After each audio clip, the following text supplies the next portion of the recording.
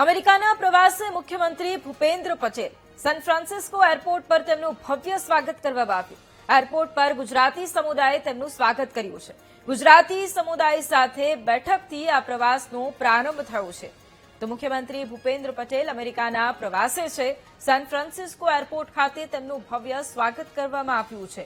ગુજરાતી સમુદાય દ્વારા એરપોર્ટ ખાતે તેમનું ભવ્ય સ્વાગત કરવામાં આવ્યું છે અને તેમની આ પ્રવાસ કે જેમાં અલગ અલગ બેઠકો થવાની છે, પરંતુ શરૂઆત ગુજરાતી સમુદાય સાથે બેઠકથી કરવામાં આવ્યું છે. આજે તેઓ અમેરિકા ખાતે પહોંચ્યા છે અને આગામી સમયમાં જે વાઇબ્રન્ટ સમિટ યોજાવાની છે તેમાં તમામને આમંત્રણ પણ પાઠવવામાં આવશે. ઉદ્યોગ ક્ષેત્રે એ તમામ જાણીતા લોકોને પણ આમંત્રણ પાઠવવામાં આવશે, પરંતુ એ પહેલા ગુજરાતી સમુદાય દ્વારા તેમનું ભવ્ય સ્વાગત કરવામાં આવ્યું અને સાથે જ તેમની સાથે બેઠકનો પ્રારંભ પણ હવે થશે.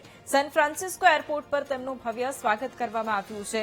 ગુજરાતી સમુદાય સાથે હવે તેઓ બેઠક કરવાના છે અને ત્યારબાદ તેઓ અલગ અલગ કાર્યક્રમોમાં ભાગ પણ લેવાના છે. અને આજ મુદ્દે સંવાદદાતા મેહુલ ફોન લાઈન પર છે.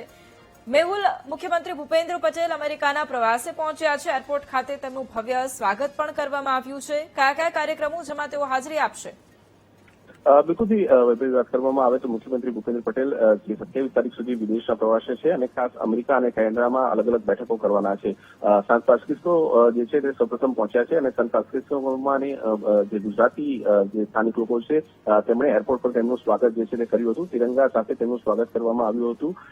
જે આ બેઠક જે છે તેઓ ગુજરાતી જે મૂળના લોકો છે તેમની સાથે તેઓ કરવાના છે અને રાઉન્ડ ટેબલ આ બેઠક જે છે તે થશે. ત્યાંથી તેમની શરૂઆત થશે. ત્યારબાદ અલગ અલગ ઉદ્યોગકારો સાથે પણ બેઠક કરવાના છે અને સ્થાનિક સત્તામંડળો સાથે પણ મુખ્યમંત્રી બેઠકોનો દોર કરશે. 10 દિવસના પ્રવાસમાં તેઓ ન્યુયોર્ક જવાના છે અને ટોરન્ટોમાં પણ તેઓ સહભાગી થવાના છે. જી બિલકુલ, આભાર મેહુલ તમામ જાણકારી માટે.